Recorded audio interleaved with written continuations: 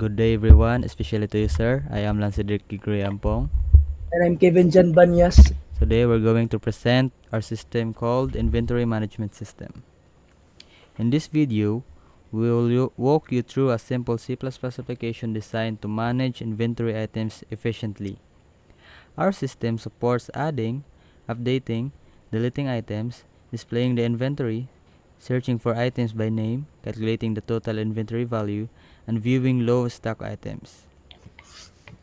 So in our code overview, first we have the item class represents an item with four properties, which is ID, name, quantity, and price. And constructor initializes these properties. Second is inventory class manages a collection of items using a private vector items. And private method find item index helps to locate an item by ID. Third is inventory methods. Add item adds a new item if doesn't already exist. Update item updates the details of an existing item. Delete item deletes an item by its ID. Displaying item displays all items in a tabular format. Search item by name searches for items by name and displays them. Calculate total value calculates the total value of all items. View low stock items displays item with a quantity below specified their zone. So let's proceed to our demonstration. First, we have the main menu. Upon running the program, you are greeted with the main menu, which is this. Enter your choice to perform the corresponding action. Second, we have the adding an item. Choose option 1 to add a new item. Enter item ID. Enter item name. Enter item quantity. Enter item price. If the item is successfully added, you receive a confirmation message, which is this. So third, we have updating an item. Choose option 2 to update an existing item. Enter item ID.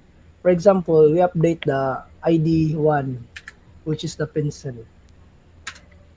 Enter new item ID. Pencil 1. Enter new item quantity. 10.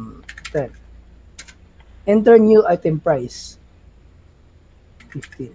Ay, 5. If the if the item exists, its details are updated and you will receive a confirmation message. So fourth is deleting an item. Choose option 3 to delete an item.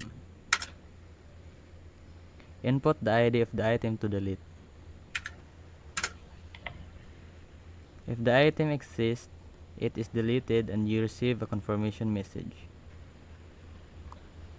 Fifth is displaying items. Choose option 4 to display all items in the inventory. The items are displayed in a tabular format with columns for ID, name, quantity, and price. 6. Searching for an item by name. Choose option 5 to search for items by name. Enter item name to search. For example, we search the item name paper. Matching items are displayed in a tabular format. 7. Calculating total inventory value. Choose option 6 to calculate the total value of the inventory. So the total value is computed and displayed, which is the total value of the inventory is 2,204. So 8 is view wing low stock items. Choose option 7 to view items with low stock.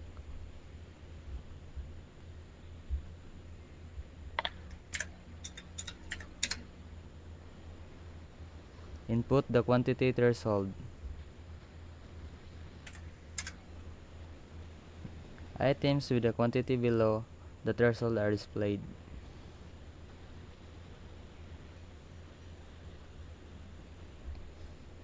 And lastly is the exiting the program. Choose option 8 to exit the program. So this concludes our demonstration of the inventory management system. Feel free to reach out with any suggestions, sir. And that's all. Thank you. Thank you for watching, guys. Thank you for watching. Bye bye. Bye bye.